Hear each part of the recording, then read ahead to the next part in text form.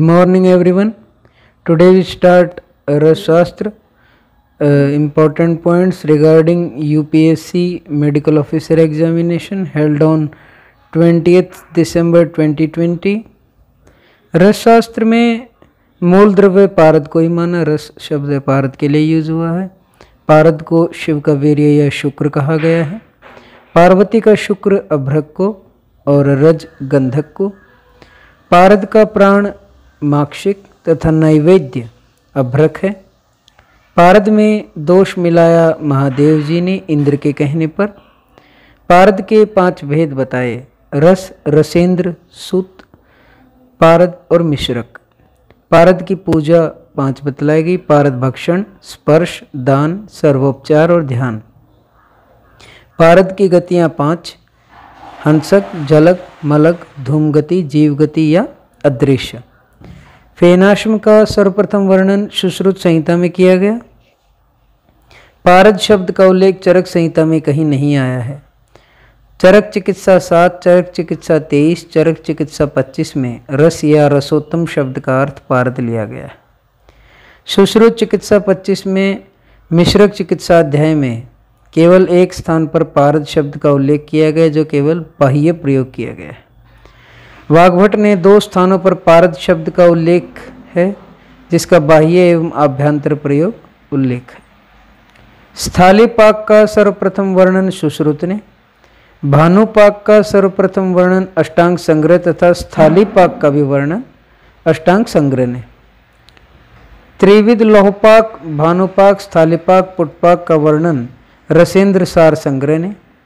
स्थालीपाक शब्द का उल्लेख चरक संहिता में सर्वप्रथम किया गया। मूषा का सर्वप्रथम उपयोग सुश्रुत संहिता में। अंधमूषा का प्रयोग अष्टांग संग्रह में। पारद का अभ्यंतर प्रयोग अष्टांग संग्रह में। अंजन का अंतः प्रयोग सुश्रुत। पारद का अंजन अष्टांग हृदय ने बोला। ताम्र सबसे प्राचीन धातु बतलाया गया। ऋग्वेद में ताम्र के साथ हिरण्य, स्वर्ण और कांस्य का प्रयोग मिलता है। यजुर्वेद में हिरण्य, स्वर्ण, अयश, स्यास, लौह, शीशा और त्रपु का भी उल्लेख किया गया है। अथर्ववेद में रजत, लोहित अयस्क, ताम्र, श्याम अयस्क और शीशा का उल्लेख मिलता है। अयस्कृति शब्द का उल्लेख चरक संहिता में। अयस्कृति का विस्तृत उल्लेख सुश्रुत संहिता में। धातु भस्म का सर्वप्रथम उल्लेख अष्टांग संग्रह में। चिकित्सा में विषों का प्रयोग सर्वप्रथम अष्टांग संग्रह में। अलबरूनी का काल 11वीं सदी। रसशास्त्र विकास क्रम अगर देखा जाए, प्रारंभिक 5 से 8, मध्यम 9 से 12 और प्रौढ़ काल 13 से 15, आधुनिक काल 16वीं सदी से वर्तमान तक। लोहित अयस्क से ताम्र, कृष्ण अयस्क से लौह का ग्रहण किया गया है। अभ्रक का उल्लेख प्राचीन संहिता में नहीं मिलता। न्याय दर्शन में सर्वप्रथम कांच और स्फटिक के साथ अभ्रक का उल्लेख हुआ है। काल निर्णायक धातु यशद को बोला गया। नागार्जुन का काल 5वीं सदी। सुश्रुत संहिता का प्रतिसंस्कर्ता भी नागार्जुन को बोला गया है। संभवतः इस नागार्जुन ने ही रसशास्त्र पर कुछ लिखा है। कुब्जिका तंत्र काल 5वीं सदी। इसमें पारद संस्कार तथा ताम्र का रस भेद आदि विषय वर्णित है। नेपाल में इसकी पांडुलिपि उपलब्ध हुई है। रसेंद्र मंगल नागार्जुन शरहपा का शिष्य था। काल 8वीं सदी। प्राचीनतम ग्रंथ Nagarjuna is the father of Hindu chemistry. History of Hindu chemistry is sir T. C Ray लिखी गई। नागार्जुन के कुछ अन्य ग्रंथ भी हैं। कक्ष पुटक तंत्र, रस रत्नाकर, आश्चर्य योगमात्मा, योगमाता शब्द का प्रयोग किया है। आश्चर्य योगमाता, लौहशास्त्र। नंदी तंत्र के रचयिता नंदी या नंदीकेशर। काल इनका 8वीं सदी। रस सिद्धि शास्त्र एवं रसायन शास्त्र व्याडी ने 9वीं सदी में। रस हृदय तंत्र भिक्षु गोविंद, भगवत गोविंद पादाचार्य 10वीं सदी। तंत्र नाम से कहा जाने वाला प्रथम ग्रंथ था ये। अध्याय अवबोध के नाम से है। रसार्णव भैरवानंद योगी 12वीं सदी, प्रथम संग्रह ग्रंथ तथा उपलब्ध प्राचीनतम ग्रंथ। धातुओं की ज्वाला परीक्षा का यहाँ उल्लेख है। चक्र यंत्र का उल्लेख है। अध्याय पटल के नाम से है। गोरक्ष संहिता गोरखनाथ 12वीं सदी, खिचरी गुटिका तथा बुभुक्षित पारद का उल्लेख है। अध्याय पटल व शत सहस्री के नाम से उल्लेखित है। रसेंद्र चूड़ामणि सोमदेव 12वीं सदी, मुख्य आधार ग्रंथ। रस प्रकाश सुधाकर यशोधर भट्ट 12वीं सदी, रस रत्न समुच्चय रसवाग भट्ट 13वीं सदी। पिता इनके रस रत्न समुच्चय रसवाग भट्ट के सिंहगुप्त हुए। यह रसशास्त्र का उत्कृष्ट ग्रंथ है। इसमें 2 खंड 30 अध्याय हैं। 1 से 11 चैप्टर में रसशास्त्र, 12 से 30 चैप्टर में रोगानुसार निदान व चिकित्सा का उल्लेख है। सोम रोग का उल्लेख है। प्रथम उल्लेख वंगसेन 12वीं सदी। शीतवात, स्पर्शवात, जलकर्म रोग, रक्तवात और काकबंध्या का उल्लेख है रसरत्न समुच्चय में। 17 मूषा, 27 सिद्ध, 10 पुट, 32 यंत्र, 4 कोष्ठी इनका उल्लेख किया है। इसके पूर्व खंड का 2/3 भाग रसेंद्र चूड़ामणि से उद्धृत है। रसरत्न समुच्चय पर टीकाएं। तत्वबोधिनी शिवदास सेन, सरलार्थ प्रकाशिनी चिंतामणि शास्त्री खरे, दीपिका टीका हजारीलाल शुक्ल, विज्ञान बोधिनी दत्तात्रेय अनंत कुलकर्णी। मणि शर्मा ने भी रसरत्न समुच्चय पर टीका लिखी है। शारंगधर संहिता 13वीं सदी, पिता दामोदर। इसमें 3 खंड 32 अध्याय और 2600 श्लोक हैं। पूर्व खंड में 7 अध्याय, मध्यम खंड में 12 अध्याय, 1 से 10 तक भैषज्य कल्पना, 11 और 12 अध्याय में रसशास्त्र। उत्तर खंड में 13 अध्याय, 1 से 12 तक पंचकर्म, 13वें अध्याय में नेत्र क्रियाकल्प। टीकाएं शारंगधर संहिता पे दीपिका टीका आडमल, आयुर्वेद दीपिका या गुणांत दीपिका रुद्रभट्ट, गुडार्थ दीपिका का या गुडार्थ संदीपन काशीराम, रस रहस्य एवं रसेश्वर सिद्धांत ये दोनों ग्रंथ माधवकृत सर्वदर्शन संग्रह 14वीं सदी में उद्धृत हुआ। अतः इसके पूर्व के लगभग 13वीं सदी के ग्रंथ हैं ये।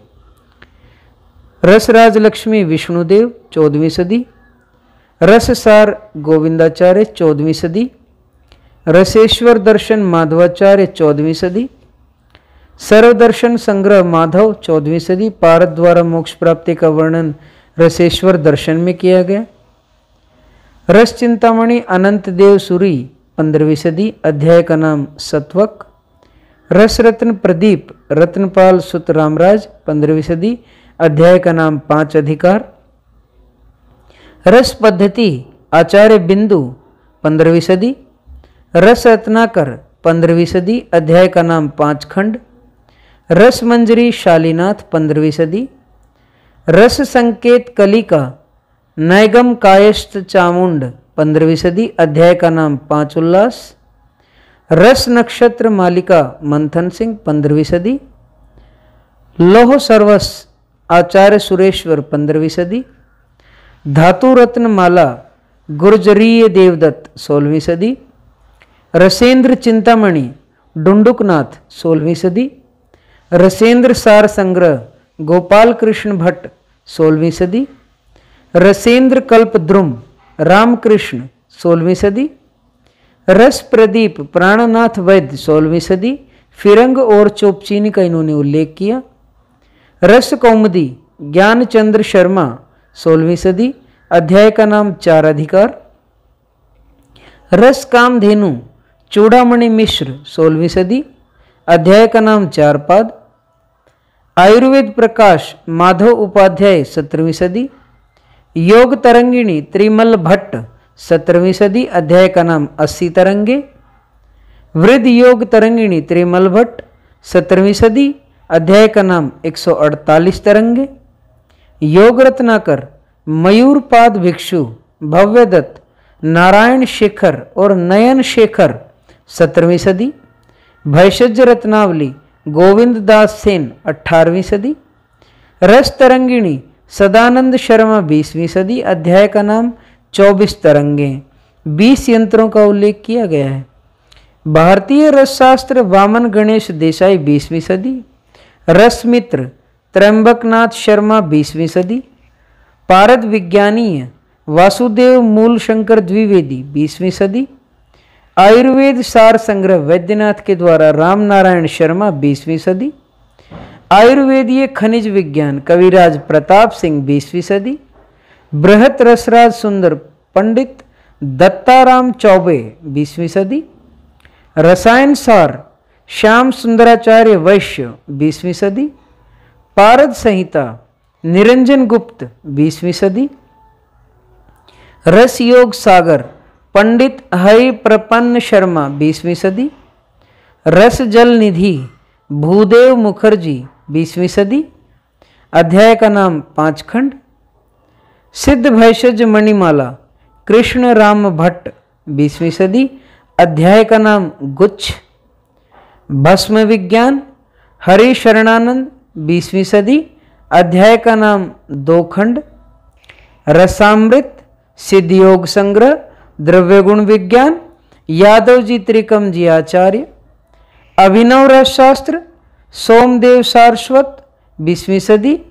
रसोद्गार ग्रंथ महाराज जीवाराम कालिदास शास्त्री 20वीं सदी। इनकी पारद नामक मासिक पत्रिका भी आती है। रसोद्वार ग्रंथ में रस दर्पण भंजन दास स्वामी 20वीं सदी। वैद्यक रसराज महोदधि भाषा भगत भगवान दास 20वीं सदी। औषधि संग्रह वामन गणेश देसाई 20वीं सदी। रसायन सुधा निधि सारसराम 20वीं सदी। रसेंद्र संप्रदाय पंडित हजारीलाल शुक्ल 20वीं सदी। शुल्ब शास्त्र हरिशंकर शर्मा 20वीं सदी। रसेंद्र पुराण राम प्रसाद शर्मा 20वीं सदी। आयुर्वेदीय रसशास्त्र सिद्धिनंदन मिश्र 20वीं सदी। रस प्रदीपिका मंगलगिरी सूरी 20वीं सदी। राजतरंगिणी कल्लढ़ 20वीं सदी। कर्पूर मंजरी राजशेखर। मालती माधव भवसूती। आनंद कंद मंथान भैरव। अध्याय का नाम इन्होंने उल्लास रखा 20वीं सदी। सिद्ध सिद्धांत पद्धति एवं सिद्ध सिद्धांत संग्रह बल्लभ भट्ट पंडित 20वीं सदी। त्रिसुत सुत पारद और मिश्रक को बोला गया है। 3 चीजें हैं त्रिसुत में, सूत है, पारद और मिश्रक है। पंचधा पूजा महापातक नाशिनी। सैकड़ों अश्वमेघ यज्ञ करने से अथवा करोड़ों गायों का अथवा हजारों स्वर्ण मुद्राओं का दान करने अथवा संपूर्ण धार्मिक स्थान के दर्शन से जो मनुष्य को पुण्य प्राप्त होता है वह केवल पारद के दर्शन मात्र से ही प्राप्त हो जाता है।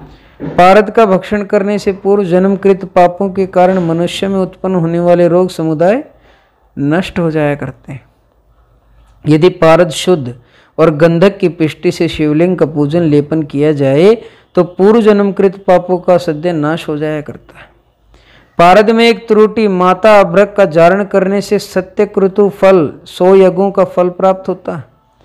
पारद की निंदा करने से कल्पात तथा घोर नरक की प्राप्ति है। जो मनुष्य रोगियों को शोधन मारण करके पारद दे देता है उसको तुला दान वैश्वमेघ यज्ञ का फल निरंतर मिलता रहता है। रस सिद्ध से जो जाएगा तो संसार को रोग व दारिद्र्य से मुक्त कर देगा। इस प्रकार का चिंतन भी पारद का ध्यान कहा जाता है। पारद ध्यान ब्रह्म हत्या आदि पापों का नाश करता है। उधर में पारद रहने पर जिसकी मृत्यु हो जाती है वह मनुष्य दुष्कर्मों से मुक्त होकर परम पद मोक्ष को प्राप्त हो जाता है। पारद मूर्छित अवस्था में रोगों को नष्ट कर देता है। बद्ध अवस्था में सेवन करने पर मोक्ष को दिलाने वाला है। मृत अवस्था में सेवन करने वाले को अमर बना देता है। दिव्य तनुर्विदेह्य अहर गौरी सृष्टि संयोगार्थ। जीवन मुक्ति की इच्छा रखने वाले रोगी को पारद व गंधक तथा अभ्रक का संयोग कराकर अपने शरीर को दिव्य बना डालें। पारद के 5 वेद रस रक्त पारद के 5 भेद: रस रक्तवर्ण, रसेंद्र श्यामवर्ण, सूत पीतवर्ण, पारद श्वेतवर्ण, मिश्रक मयूर चंद्रिका छाया। मयूर चंद्रिकाकार मृदु परपटी, मृदुपाक परपटी, मयूरकंठ सहछाय सस्यक, मयूरकंठ सहछाय नीलम, मयूरकंठ सदृश छह अन्यो वैक्रांत का भेद, शिखी कंठ संप्रकाशो राजावर्त, शिखी कंठ संपछाय सस्यक। रसशास्त्र के प्रधान आचार्य 14, त्रिगंधक या सुरभित्रय, गंधक हरताल और मनशिला, शिलातोय गंधक हरताल और जल। अष्टलोह पूजा में यहाँ पे आप देखेंगे कैसे करता है। नॉर्थ डायरेक्शन में तीक्ष्ण लोह और मुंडलो, ईस्ट में स्वर्ण और रजत, साउथ में ताम्र और नाग, वेस्ट में कांत लोह और वंग को। यहाँ पे वेदी के जो 4 द्वार हैं उनमें से पूर्व द्वार में स्वर्ण और रजत, दक्षिण में ताम्र और नाग, पश्चिम में कांत लोह और वंग, उत्तर तीक्ष्ण लोह और मुंडलोह को रखें और इन सब की रसा कुंसी और अघोर मंत्र से पूजा करें। रसरत्न समुच्चय में 27 सिद्धियों का उल्लेख है। वज्र वैक्रांत, वज्र व अभ्रक, कांतपाषाण, टंकण और भूनाग ये 6 पदार्थ शक्ति स्वरूप हैं। इन्हें वडकोपी के 6 कोनों में क्रमशः पूर्व दिशा से प्रारंभ कर रख के इनकी पूजा करें। गंधक, हरताल, काशीस, मनशिला, कंकुष्ठ, स्रोतांजन, राजावर्त और स्वर्ण गैरी के 8 उपरस होते हैं। इनकी स्थापना कमल के 8 दलों के मध्य में क्रमशः पूर्व दिशा से आरंभ करके ईशान कोण तक रखकर इसकी पूजा करें। खर पर विमल, स्वर्णमाक्षिक, चपल, तुथ, अंजन, हिंगुल और सस्यक ये 8 पदार्थ महारस करके प्रसिद्ध हैं। इनकी स्थापना कमल के 8 पत्रों के अग्रभागों में क्रमशः पूर्व दिशा से प्रारंभ कर ईशान दिशा में रखकर पूजा करें। क्या कहता है? नॉर्थ में महाकाल, ईस्ट में नंदी, साउथ में कुलीर और वेस्ट में भृंगी और बीच में रसलिंग। कहता है रसलिंग के पूर्व, पश्चिम, उत्तर और दक्षिण दिशा में क्रमशः नंदी, भृंगी, महाकाल और कुलीर गणों की स्थापना कर पूजा करें। क्या कहता है कि वायव्य कोण नॉर्थ और वेस्ट के बीच में शोषण करता है। नॉर्थ में वेद कर्म करना चाहिए। ईशान कोण पे सिद्ध वस्तु रखना चाहिए जो नॉर्थ और ईस्ट के बीच में है। ईस्ट में रस भैरव। आग्नेय कोण ईस्ट और साउथ के बीच में जहाँ अग्निकर्म करेंगे। साउथ में पाषाण कर्म यम्य जिसको कहता है। वारुण और अक्षालन आदि कर्म वेस्ट में। नैऋत्य कोण शस्त्र कर्म के लिए जो साउथ और वेस्ट के बीच में है। पश्चिम दिशा को वारुण, दक्षिण दिशा को याम। रसशाला का निर्माण यक्ष उत्तर अथवा त्रयक्ष ईशान सहस्राक्ष पूर्व दिशा में करना चाहिए। रसशास्त्र में 3 प्रकार के वैद्यों का उल्लेख। पद्महस्त जो वैद्य रसशाला में नियुक्त करना होता है, धर्मनिष्ठ सत्यवादी विद्वान शिव एवं विष्णु का पूजक तथा दयालु व पद्महस्त होना चाहिए। अमृतहस्त जिस मनुष्य का हाथ ध्वज, घट, कमल, मत्स्य और धनुष इनमें से किसी एक या अनेक लक्षणों से युक्त होता है और जिसमें अनामिका अंगुली के नीचे रेखा होती है उसे अमृतहस्त पुरुष कहते हैं। दग्धहस्त जिसके जन्म और देश का पता नहीं होता, निर्दयी और लोभी होता है, जिसको गुरु उपदेश नहीं हुआ तथा हाथ में काली रेखा है, उस मनुष्य को दग्धहस्त पुरुष कहा जाता है। रसशास्त्र में परिभाषा प्रकरण आज का सेशन हम यहीं कंप्लीट करते हैं। नेक्स्ट सेशन में हम परिभाषा प्रकरण के बारे में देखेंगे। Thank you so much. Like, share और कमेंट और सब्सक्राइब करते रहेंगे। Thank you.